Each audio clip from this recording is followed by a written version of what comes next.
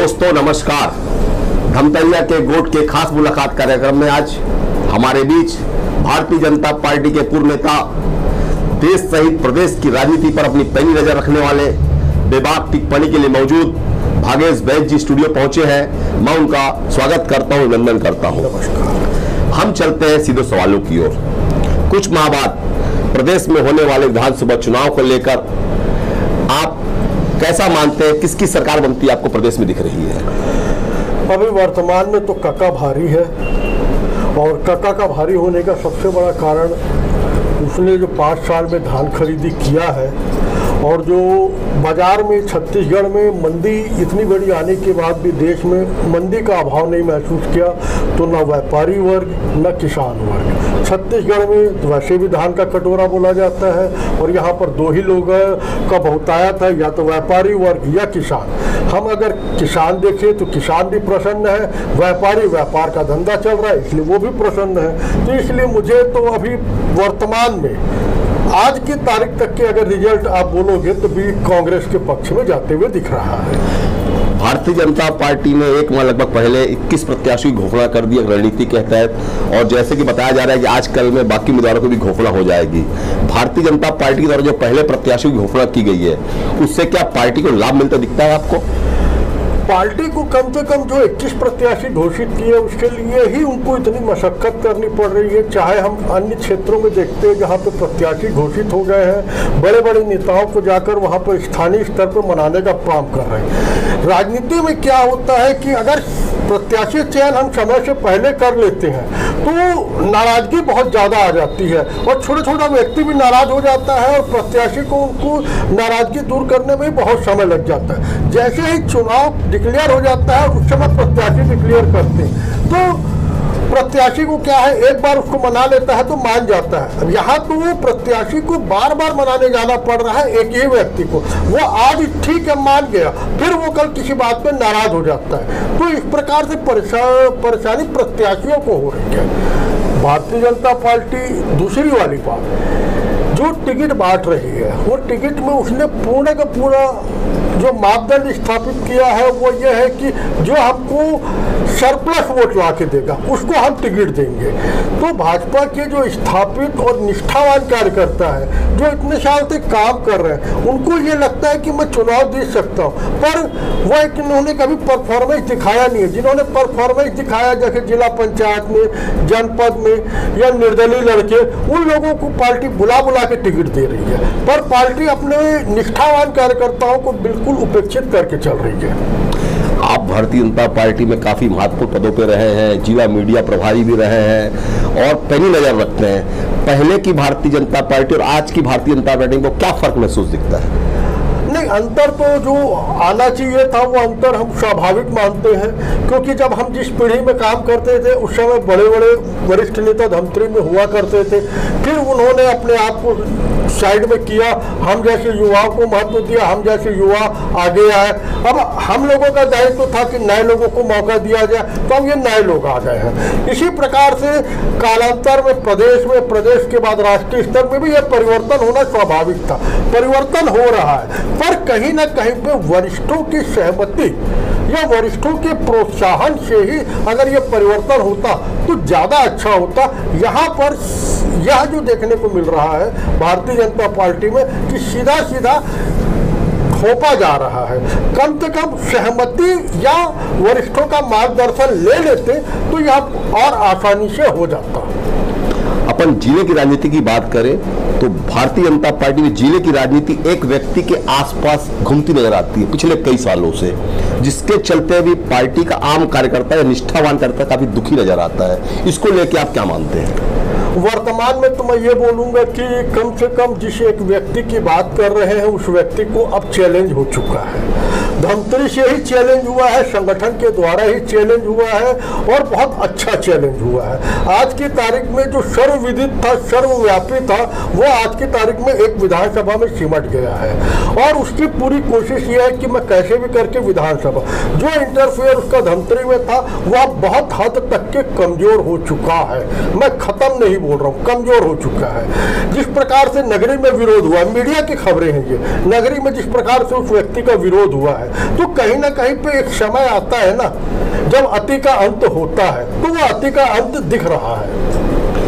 पूरी भारतीय जनता पार्टी छत्तीसगढ़ में ताकत लगा के रखी है, A to Z नेता, और ऐसे में कांग्रेस का अकेला भूपेश बघेल इनसे मुकाबला कर रहा है। उसके बाद भी ऐसा मानते हैं कि भूपेश बघेल इन सब पे भारी पड़ रहा है।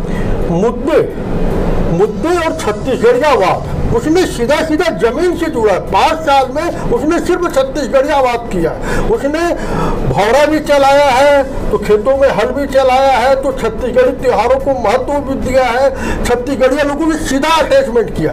आप आज 3 महीने में किसी को बोलोगे कि मैं तेरे को हटा दूंगा, वो आदमी 4 साल 9 महीने तक के मेहनत किया है उस क्षेत्र में, उसने अपनी जड़ें बना ली है। आज लोगों के मुंह से उसका नाम चलता है कका, और उसने समाज के सभी वर्गों को साधा है। ऐसे बिरले ही नेता होते हैं जो समाज के कुछ सब वर्गों को सहारा दे देते हैं। नहीं तो किसी एक वर्ग को सहारा दिया जाता है, बाकी सारे वर्ग नाराज होते हैं। रमन सिंह ने भी बहुत अच्छा काम किया था, पर उन्होंने सिर्फ गरीबों को धान या चावल इसी मुद्दे पे रहे, व्यापारियों को लाभ नहीं हुआ। और भ्रष्टाचार की तो अब ऐसा है, भ्रष्टाचार का जो मुद्दा अगर आप आने वाले प्रश्नों में करेंगे तो भ्रष्टाचार तो ऐसा है कि सर्वविदित है। चाहे कांग्रेस हो चाहे भाजपा हो, सबने छत्तीसगढ़ को खूब लूटा है और लूटने में कोई कमी किसी ने नहीं की है, तो उस विषय को तो कोई मुद्दा बन ही नहीं सकता। नहीं, जैसे कि अभी आपने भ्रष्टाचार की बात किया, भ्रष्टाचार को लेकर भारतीय जनता पार्टी के लोगों पर, कांग्रेस लोगों का आरोप लगता रहा है कि ईडी और सीबीआई के द्वारा जानबूझकर कांग्रेस नेता को टारगेट किया जा रहा है। कई कांग्रेस के नेता जेल में, कई अधिकारी जेल में, और बहुत सारे लोगों का नंबर भी बताया जा रहा है। तो क्या विधानसभा चुनाव में ये मुद्दा बनता है आपके हिसाब से, भ्रष्टाचार का मुद्दा? मैंने अभी कहा था कि भ्रष्टाचार कोई मुद्दा इसलिए नहीं हो सकता क्योंकि कांग्रेस और भाजपा दोनों एक ही आवाम के नीचे नहा रहे हैं। इनको कहीं पे भी कोई भी विचलित नहीं दिख रहे हैं, कहीं पे कोई डिफरेंसेस नहीं है इन लोगों के बीच में। दोनों ने अपने अपने शासनकाल में भरपूर पैसा कमाया है। पब्लिक को जो चाहिए पब्लिक को उन्होंने दिया है। पब्लिक को जो ज़्यादा देगा उसके पास पब्लिक का वोट जाएगा। और पब्लिक ये देख रही है कि देने वाला ज़्यादा देने की भी आश्वासन दे रहा है, पर पूरा कौन करेगा? तो पूरा करने वाला व्यक्ति को ही चुनाव में जीत मिलेगी। और मेरा जो इस चुनाव में स्पष्ट मैसेज जो मुझे दिख रहा है कि भ्रष्टाचार कोई भी इशू नहीं बनेगा।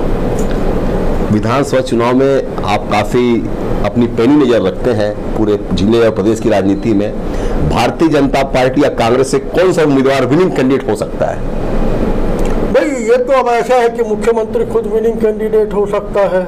और जिले में बात करेंगे तो जिले में धमतरी विधानसभा में क्या होता है, 2 बार कांग्रेस 1 बार भाजपा, ये एक रूटीन व्यवस्था चल रही है। पर चूंकि नगर निगम में एक परिवर्तन आया है तो हो सकता है कि धमतरी विधानसभा में भी एक परिवर्तन आ जाए। कुरूद बहुत अच्छा मजबूत कैंडिडेट है अजय चंद्राकर जी, पर सामने कौन आता है उसके ऊपर डिपेंड है। नगरी में जो कैंडिडेट उतारा गया है उसके विषय में हमारे नज़रों में यह है कि जिस व्यक्ति को 2008 में पार्टी ने टिकट देने के योग्य नहीं समझा, उस व्यक्ति को 2023 में टिकट दे रहे हैं। ठीक है, उसको भी एक मौका मिल रहा है, पर कहीं ना कहीं पे कार्यकर्ताओं में असंतोष या नाराजगी दिख रही है और उसको कितना वो कमोबेशी हल कर लेता है। पर स्थानीय जो कांग्रेस की विधायिका है उसके विरुद्ध भी बहुत नाराजगी है। अगर कांग्रेस वहाँ पर टिकट परिवर्तित करता है तो मुझे लगता है कि जिले में 2-1 का आंकड़ा कांग्रेस का अभी वर्तमान में दिख रहा है। भारतीय जनता पार्टी ने सिवान विधानसभा में उम्मीदवार की घोषणा कर दी है, कांग्रेस का कोई उम्मीदवार घोषित नहीं हुआ है। आज की तारीख में जब उम्मीदवारों की घोषणा नहीं हुई है तो जिले की कौन कौन सी सीट में भाजपा की जीत की ज्यादा संभावना है और कांग्रेस की सीट की नाम सीधा बताने का? ये प्रश्न बहुत कठिन है। आपकी नजर रहती है, आप काफी एनालिसिस करते हैं, आप काफी डीप में जाके लोगों से मिलते हैं। प्रथम दृष्टिया जो भी आज जो मुझे लगता है, देखिए मैं अगर आंकड़ों की भाषा में देखता हूँ तो धमतरी विधानसभा मुझे कांग्रेस के पक्ष में जाते हुए दिखती है। उसका कारण यह है कि जो लोकल विधायक जो सिटिंग एमएलए रही है वो सिर्फ मेरी नज़रों में उन्होंने बहुत सारे इशूज उठाए, पर इशू पर इम्प्लीमेंट नहीं करवाया उन्होंने। इशू पे संघर्ष करने की क्षमता नहीं दिखी। इशू को बहुत अच्छे से उठाते पर संघर्ष करने का अभाव दिखा मुझे। तो वो संघर्ष करने का अभाव कहीं ना कहीं पार्टी को नुकसान पहुंचाएगा। दूसरा, कांग्रेस का जो वोट बैंक है धमतरी विधानसभा में, विशेषकर यहाँ पर धमतरी विधानसभा के बारे में संजय जी मैं एक बात स्पष्ट कह दूंगा कि यहाँ पर 70% ग्रामीण हिस्सा है और 30% शहर का हिस्सा है। 70% ग्रामीण में मैक्सिमम, यानी कि अगर बीजेपी जीतती भी है चुनाव तो भी वो 70% में अधिकांश बार पीछे रहती है। आपको पिछली लोकसभा चुनाव का एक बहुत अच्छा उदाहरण दूंगा कि लोकसभा चुनाव में ग्रामीण अंचल से हमारी भाजपा की जीत चंद वोटों से हुई थी, जबकि शहर में वो 13,000 15,000 वोट से जीती थी। तो ये जो डिफरेंसेस दिखता है कि शहर भाजपा का है, ग्रामीण कांग्रेस का है, पर ग्रामीण 70% है, तो भाजपा भी मजबूत है। तो धमतरी विधानसभा में मुझे जो लगता है कि जो ग्रामीण को साध लेगा वो जीत जाएगा चुनाव। बात कुरुद विधानसभा की। कुरुद विधानसभा में 3 फैक्टर है। कुरुद विधानसभा में एक तो पिछला चुनाव जिस प्रकार से जीता गया, बाई चांस एक अनएक्सपेक्टेड रिजल्ट आया कि वहाँ की जनता के जनादेश को बोले तो कांग्रेस के बागी और अधिकृत प्रत्याशी दोनों के वोट मिलाएंगे तो बीजेपी का, पर वो वोट की कटिंग से लोकतंत्र की जय हो गई और चुनाव जीत गया। आज की परिस्थितियों में मुझे बहुत बड़ा बदलाव नहीं दिखता जी। अगर कांग्रेस वहाँ पे सशक्त कैंडिडेट खड़ी करती है और कोई राइवल नहीं होता, और बीजेपी में जो पिछले 5 सालों में मैंने जो असंतोष देखा है कुरुद में, जो मुझे दिखता है लोगों से बातचीत में, लोगों के रुझानों से, तो उसका भी असर कहीं ना कहीं पे मुझे लग रहा है कि हमें बीजेपी को वहाँ पे नुकसान हो सकता है। संभावनाएं अगर आप मेरे को बोलेंगे तो वहाँ पर मैं 48% बीजेपी और 52% कांग्रेस को दूंगा। 4% का डिफरेंस रख रहा हूँ, जो कहीं पे भी प्रत्याशी चयन से बदल सकता है। सिहावा को लेकर, सिहावा में स्थिति सीटिंग एमएलए जो है उसकी बहुत अच्छी स्थिति नहीं है। वो बुरी तरीके से बदनाम और बोले तो पब्लिक के बीच में उसके प्रति सिंपैथी नहीं है। चुनाव जीतने के लिए सबसे ज़्यादा जरूरी होता है सिंपैथी गेन करना, सिंपैथी नहीं है। श्रवण मरकाम चूंकि एक बार एमएलए बन चुका है, इसलिए उसके प्रति भी सिंपैथी नहीं है। अब सीधा सीधा अगर वो कैंडिडेट होते हैं तो प्रतिबद्ध वोट ही वोटिंग करेंगे, और प्रतिबद्ध वोट की वोटिंग में वहाँ पर भी कांग्रेस की चांसेस ज़्यादा है। अगर कांग्रेस के चांसेस को और अच्छा बढ़ाना है तो वहाँ पर कैंडिडेट अगर बदल देती है कांग्रेस तो और चांसेस बहुत अच्छा हो जाएगा। आप प्रदेश की लगभग 90 सीटों का विश्लेषण करते हैं, आप काफी डीप तक जाते हैं। पिछले चुनाव में भारतीय जनता पार्टी के 15 साल के शासन के बाद जनता ने उनको 15 सीटों पर सिमट दिया था। कांग्रेस ने ऐतिहासिक जीत मिली कांग्रेस को। इस बार आप चुनाव में सीटों के हिसाब से भारतीय जनता पार्टी को कितनी सीट देते हैं, कांग्रेस को कितनी सीट, अनुमान आपका पर्सनल अनुमान? देखिए, आज की तारीख में मेरा अनुमान तो ऐसा है कि भाजपा एक राज्यसभा सदस्य को निर्वाचित करने के लायक विधानसभा सीटें जीत जाएगी। यानी कि एक विधायक राज्यसभा सदस्य बनाने के लिए 30 विधायक चाहिए, तो 30 से 32 विधायक आज की तारीख में मेरी नज़रों में भाजपा जीत रही है। कांग्रेस को मैं 55 से 58 सीटें दे रहा हूँ। 55 से 58 सीटों को देने के पीछे का सिर्फ ये है कि बहुत ज़्यादा बहुमत नहीं मिलेगा जो पिछली बार मिला था। कहीं ना कहीं पे संघर्ष की स्थिति है, कहीं ना कहीं पे सीटिंग एमएलए के प्रति आक्रोश भी है, तो कांग्रेस की सरकार के प्रति भी आक्रोश है। क्योंकि चाहे अधिकारी वर्ग में बोलो, कर्मचारी वर्ग में बोलो, उन लोगों में जरा बहुत आक्रोश है, वो आक्रोश भड़केगा। 3 से 4 सीटें छत्तीसगढ़ में निर्दलीय, बीएसपी या जोगी कांग्रेस ये लेके जाती है, इनका फिक्स है कोटा। 3 से 4 सीटें लेके ही जाएंगे, तो उनको कोई अपन बदल नहीं सकते। तो वर्तमान में आंकड़ा 30, 55, 5 ये मान लीजिए आप। मध्य प्रदेश में भारतीय जनता पार्टी ने 3 कैबिनेट मंत्रियों को अभी तक विधानसभा टिकट दे चुकी है, 4 सांसदों को लड़ा रही है और संभावनाएं व्यक्ति जा रही कि और भी सांसदों को विधानसभा चुनाव लड़ाया जा सकता है। क्या इसकी प्रवृत्ति छत्तीसगढ़ में भारतीय जनता पार्टी कर सकती है? नहीं, मध्य प्रदेश में एक अच्छा प्रयोग कर रही है भाजपा, और इस प्रयोग के पीछे का एडवांटेज उसको मिलेगा, क्योंकि एक सांसद 8 विधानसभाओं का होता है, वो 8 विधानसभाओं से लगातार सतत रूप से संपर्क में रहता है। अगर उसको लड़ाया जाता है तो उसका बेनिफिट आजू बाजू की सीटों में मिलता है। सीटिंग कैलकुलेशन में सबसे बड़ा ये देखा जाता है कि अगर मैं आपको कैंडिडेट बना रहा हूँ, भले आप हार रहे हो, पर आपके इफेक्ट से अगर मैं बाकी के आजू बाजू की 2 सीटें जीत रहा हूँ तो मैं आपको हराना पसंद करूंगा, तो 2 सीटों को जीतना, क्योंकि राजनीति is the game of number. नंबरों का गणित होता है, नंबर जिसके पास होती है उसकी सरकार बनती है, और उस नंबर के सहारे। तो ये एक बहुत अच्छा फैसला था। यहाँ पर भी अगर इस प्रकार की पुनरावृत्ति की जाती है, अब देखिए महासमुंद के लोकसभा का सांसद तो चुनाव नहीं लड़ सकता, क्योंकि उसकी सीट में तो ऑलरेडी पार्टी ने प्रत्याशी घोषित कर दिया है। पूर्व सांसद भी चुनाव नहीं लड़ सकता, क्योंकि उसकी जगह पे भी पार्टी ने प्रत्याशी घोषित कर दिया है। अब विजय बघेल जी खुद आ गए हैं। रमन सिंह के एरिया में संतोष पांडे जी को कवर्धा से लड़ाया जाए, पिछली बार भी उनकी बहुत इच्छा थी, एक अच्छी सीट हो जाती है। कवर्धा से वो चुनाव लड़ेंगे तो निश्चित रूप से पंडरिया, लोरमी और खैरागढ़ को बहुत इफेक्ट करेंगे वो। जैसे सुनील सोनी जी को टिकट नहीं देंगे, कहाँ से देंगे टिकट, क्योंकि 4 तो वहाँ पे दिग्गज ऑलरेडी है, वहाँ का कॉम्बिनेशन में सुनील सोनी जी को टिकट मिल भी नहीं सकती। तो एक प्रकार से आप बोलोगे ऐसे पुन्नूलाल जी मोहले, अपने अरुण साव जी को लड़ाया जा सकता है, क्योंकि वो सीएम के फेस पे कैंडिडेट है और बहुत अच्छे तरीके से इम्प्लीमेंट कर रहे हैं वो, उनका भविष्य बहुत अच्छा है। ओपी चौधरी है। अब जैसे रेणुका सिंह जी को आप विधानसभा चुनाव लड़ाओ, लोकसभा चुनाव लड़ाओ, उनका कोई फर्क नहीं पड़ेगा, पर रामविचार नेता सरोज पांडे को लड़ाने से निश्चित रूप से 2 से 3 सीटों में फर्क पड़ेगा, क्योंकि वो जहाँ पे पार्टी के प्रत्याशियों को हराने का काम भी करती है ना।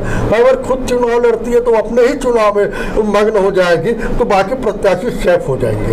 ये भी पार्टी विचार करती है और इस प्रकार का होता है। भारतीय जनता पार्टी भी सीएम चेहरा का फाइनल नहीं किया, बिना सीएम के चेहरे के चुनाव लड़ने की तो भारतीय जनता पार्टी तैयारी कर रही है। आपके हिसाब से अगर भारतीय जनता पार्टी किसी को सीएम चेहरा बनाती है तो क्या पार्टी को फायदा मिल सकता है इसका? देखिए, मोस्टली मुझे जो अभी तक की भारतीय जनता पार्टी की छत्तीसगढ़ को लेकर रणनीति स्पष्ट दिख रही है कि वो कहीं न कहीं पर एक तो करप्शन को इशू बनाने की कोशिश कर रही है, दूसरा एक इशू बनाने की कोशिश कर रही है साहू वर्सेस कुर्मी। उसकी पूरी कोशिश ये है कि हम साहू लीडर को अप्लाइज कर रहे हैं, तुम्हारा लीडर है कुर्मी और यहाँ पर साहू वर्ग ज़्यादा है, तो वो डिवाइडेशन करना चाह रही है। तीसरा उसकी साफ रणनीति है कि ट्राइबल के जो वोट्स हैं वो डिवाइड हो जाए और बीजेपी एक सेफ चार्ट में निकल जाए। तो रणनीति उसकी स्पष्ट दिख रही है। जैसे उन्होंने सतनामी समाज के लोगों को अपनी पार्टी में प्रवेश कराया, अध्यक्ष को प्रवेश कराया, तो वो पूरी कॉस्ट पॉलिटिक्स भी कर रही है, करप्शन की इशू की भी पॉलिटिक्स कर रही है, सारे प्रकार की कोशिशें कर रही है। पर ये कोशिशें सिर्फ 3 महीने में की जा रही है। ये कोशिशों के लिए कम से कम अगर 1 से 1.5 साल का समय रहता तो एक अच्छा माहौल बन जाता बीजेपी के लिए। समय कम है और समय कम में पूरी ताकतें झोंकने के बाद भी पब्लिक जो मेंटेलिटी बना लेती है, मेरा एक मानना है कि चुनाव डिक्लेयर होने के 6 महीना पहले व्यक्ति डिसाइड कर लेता है, मैक्सिमम पब्लिक, कि मेरे को किस पार्टी को वोट देना है। उसके बाद बचते हैं 10 से 12-15%, जिसको हम लोग बोलते हैं फ्लोटिंग वोट, जो किसी कैंडिडेट को देख के दिया जाता है। पर जहाँ पे अगर मार्जिन 20% से ऊपर हो वहाँ पे फ्लोटिंग वोट की कोई वैल्यू रहती नहीं है, और जहाँ पे अगर मार्जिन नैरो मार्जिन है वहाँ पे फ्लोटिंग वोट की रहती है। और यहाँ पर मुझे नैरो मार्जिन वाली सीटें बहुत कम दिख रही है, इसलिए फ्लोटिंग वोट का उतना महत्व नहीं है। और 6 महीने पहले से लोगों की मानसिकता बनी हुई है और उसको अचानक हम किसी विषय पर चेंज भी करना चाहें तो नहीं हो पाता। मेरा आखिरी सवाल आपसे, भारतीय जनता पार्टी की 15 साल के शासन के बाद भारतीय जनता पार्टी को प्रदेश में काफ़ी करारी हार का सामना करना पड़ा।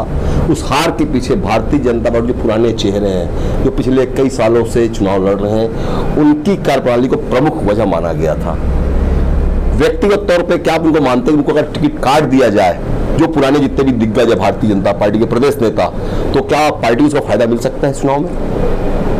कार्यकर्ताओं की जो नाराजगी थी वो पिछले 5 साल में दूर करने का प्रयास भारतीय जनता पार्टी के किसी भी नेता के द्वारा किया नहीं गया। उन्होंने किसी भी प्रकार का किसी भी कार्यकर्ता को आश्वासन दिया नहीं।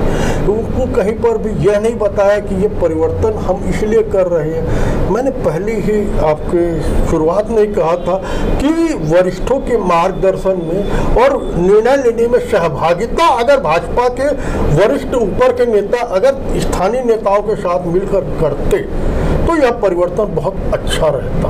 पर यहाँ पर यह चीज़ों का अभाव दिख रहा है। तो कार्यकर्ताओं की नाराजगी अभी भी है। कार्यकर्ता वही मान के चल रहे हैं कि आखिर में हम किसको जिताएं और किसको लाएं, किसके लिए करें। आखिर हम करेंगे तो ये लोग सिर्फ एक ही काम करेंगे, फिर उगाही करेंगे और हमको महत्व देना बंद कर देंगे। ये सिर्फ अपना अपना करेंगे, फिर हमारा पूछना बंद कर देंगे।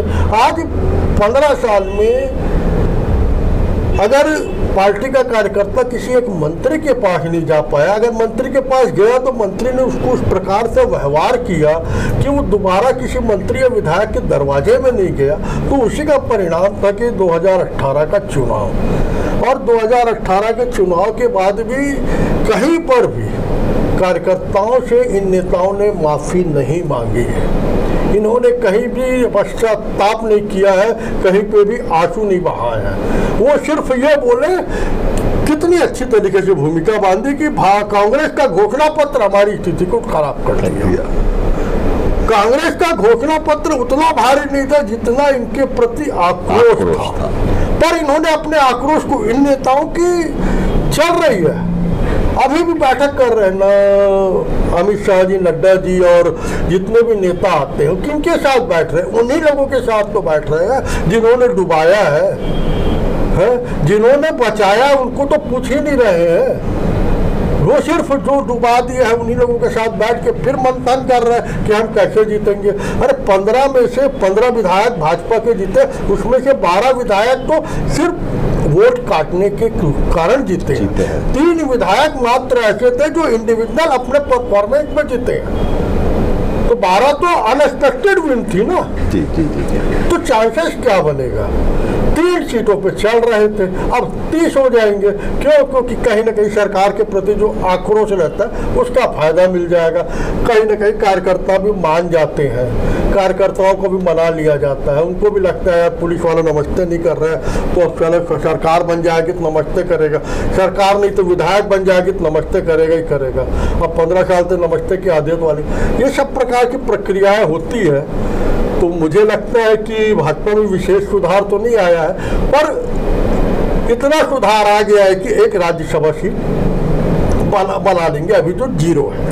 मतलब कुल मिला के काका सब पे भारी पड़ रहा है अभी तक। काका भारी है, काका का काट नहीं निकाल पाया। काका को लाना था, इनको काका को काटना था तो बाबा को कहीं ना कहीं पे प्रोत्साहित करना था, पर बाबा को प्रोत्साहित किया नहीं। मालूम नहीं राजस्थान की घटना के बाद तोड़ फोड़ बंद हो गई, अच्छा हुआ, नहीं तो यहाँ पे भी कुछ हो जाता है। चलिए बहुत बहुत धन्यवाद आपका।